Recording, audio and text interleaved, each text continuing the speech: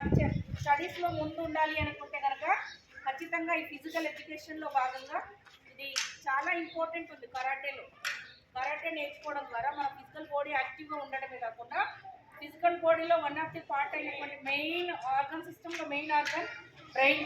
ఈ బ్రెయిన్లో ఉన్నటువంటి ఈచ్ అండ్ ఎవ్రీ సెల్ యాక్టివ్గా వర్క్ చేయాలి అనుకుంటే ఫిజికల్ బాడీ యాక్టివ్గా ఉండాలి.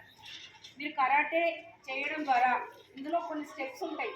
ఈ స్టెప్స్ 1 by 1 నేర్చుకుంటూ ముందుకెళ్ళడం ద్వారా రియల్ లైఫ్లో మీరు ఏదైతే సాధించాలనుకుంటారో, ఏ గోల్ అయితే రీచ్ అవ్వాలనుకుంటారో ఆ గోల్కి రీచ్ అవ్వాలనుకుంటే it is the best part to learn the karate. అర్థమైందా? కరాటే నేర్చుకోవడం అనేది ఒక స్టూడెంట్, ఎస్పెషల్లీ గర్ల్స్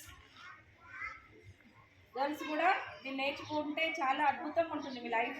ముందు మీకు ఒక 10 minutes మీరు ఇప్పుడు నుంచి డిగ్రీ కంప్లీట్ అయిపోయిన తర్వాత సివిల్స్ ఎగ్జామ్లో ఏ పార్టీలో పార్టిసిపేట్ చేయాలనుకున్నా కూడా మన బాడీ ఫిట్నెస్ మెయిన్. అని బాడీ ఫిట్నెస్ ఉండాలి అనుకుంటే అది స్టూడెంట్ లైఫ్ నుంచే బేసికల్గా 3rd, 4th, 5th స్టాండర్డ్ నుంచి ఈ ఎడ్యుకేషన్ కనుక, ఈ కరాటే ఎడ్యుకేషన్ కనుక వన్ ఆఫ్ ది పార్ట్గా ఏ స్టూడెంట్ అయితే చేసుకుంటారో వాళ్ళకి రియల్ లైఫ్లో మీరు అనుకున్న గోల్ రీచ్ అవ్వడానికి పాసిబిలిటీ ఉంటుందని నాకు ఎక్స్పీరియన్స్డ్గా చెప్తున్నాను. నేను ప్రాక్టికల్గా నేను చూశాను కాబట్టి చెప్తున్నాను.